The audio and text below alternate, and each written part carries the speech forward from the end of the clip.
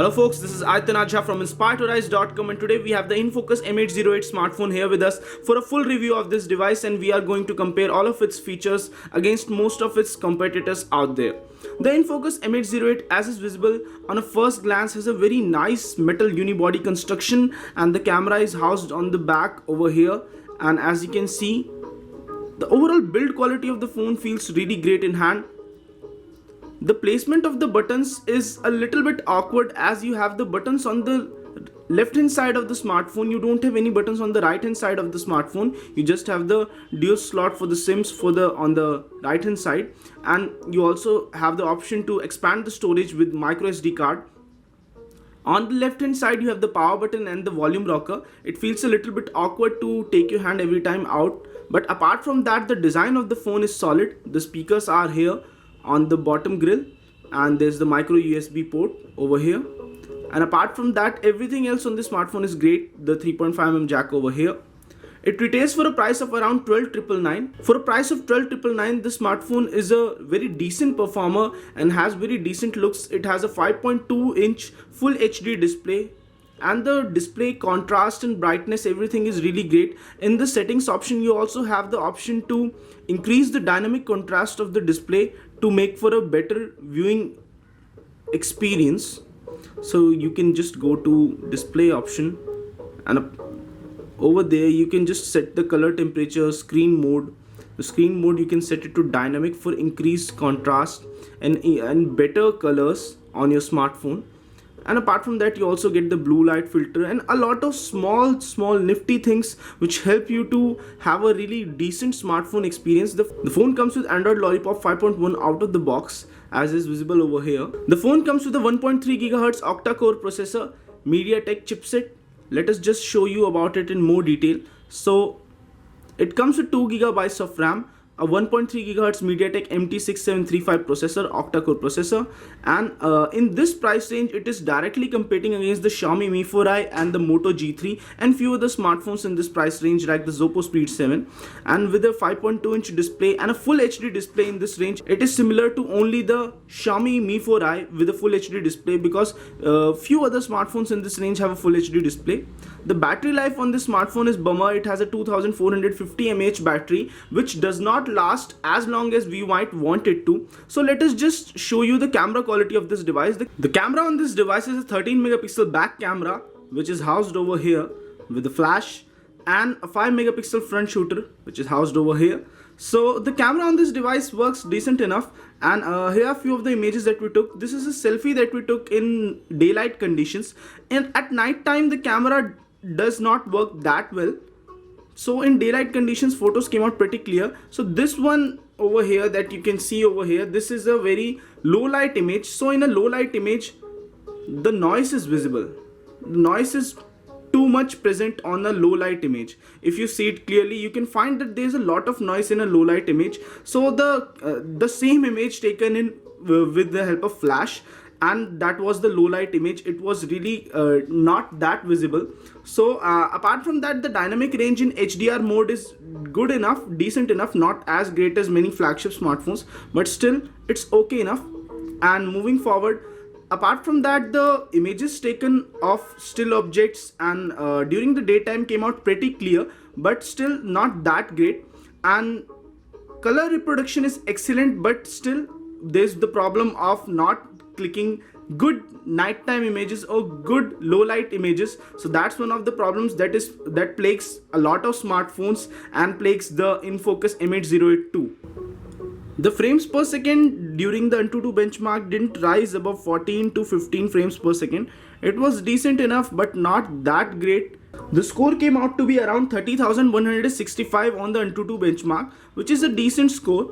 Now let us just test a 4K HD video on this smartphone. One of the bad things about this smartphone is that it becomes heated up too quick. In case you are gaming on this smartphone, it would get heated up within 5 to 10 minutes, and right now also after the AnTuTu benchmark test, it is feeling unbearably hot. So let us just test a 4K HD video. So the phone is able to play 4K HD videos with ease without losing sound or anything visible. There is a very tiny bit of lag during the playing of the video, but still it's decent enough. The audio does not lose. So apart from that, let us just test the music quality on this smartphone. The speakers are housed below over here. The overall sound comes out to be great, but it's one of those nice placements. Even when you put it on a flat surface, the audio would be great. So as you can see, the overall sound profile is great. So even if I keep it like this, the sound would be great because of the fact that there is almost no disturbance. Right now the smartphone feels like a molten rock in my hand because of the fact that it is overheating. And let us just show you the internal temperature. So right now it's around 46, 50, around 42 degrees Celsius. The good thing about it is that because of the unibody metal design, the smartphone heats up quickly and it loses heat also quickly. So that's one of the good things about it. And let us just show you few more things about this phone.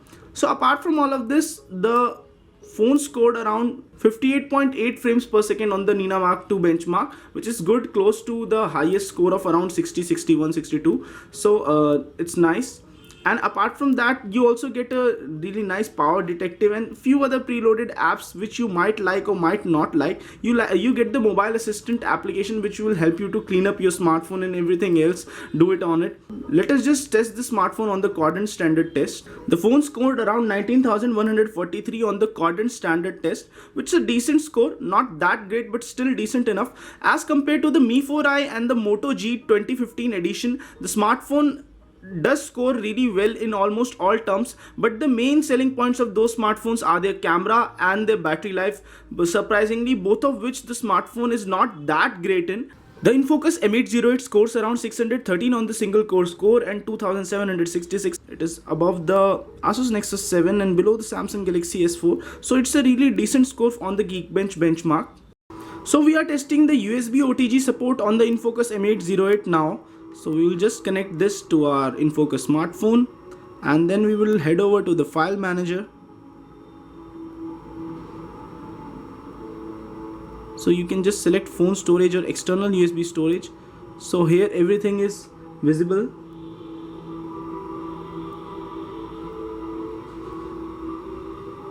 So we are able to access our pen drive on this.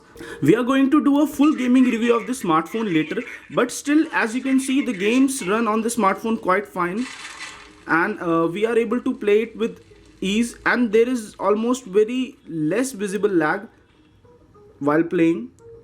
So this is a very heavy game, Modern Combat 5, and we are playing this. So overall graphics are really great, the game plays really fine, and it's not that difficult. Let's go. Thanks. So overall performance of the smartphone is great, but we will do a full gaming review later. And the temperature right now is really too much, and let us just show you the internal temperature. Right now it was around 52 degrees Celsius, 56 on some cases, so it even hit the 60-degree mark if you play the game for more than 5 to 10 minutes. So that's one of the bad things about this phone. Who should buy the Infocus M808? The Infocus M808 smartphone is for those people who really like a phone which has a very good design and a good build quality. The camera on this smartphone is okay enough, decent enough, not that great, and performance is great on the smartphone. Apart from that, battery life is mediocre, not that great. So the Infocus M808 is a smartphone for those people who want a decent looking smartphone that performs well and who are willing to compromise on the camera as well as the battery life.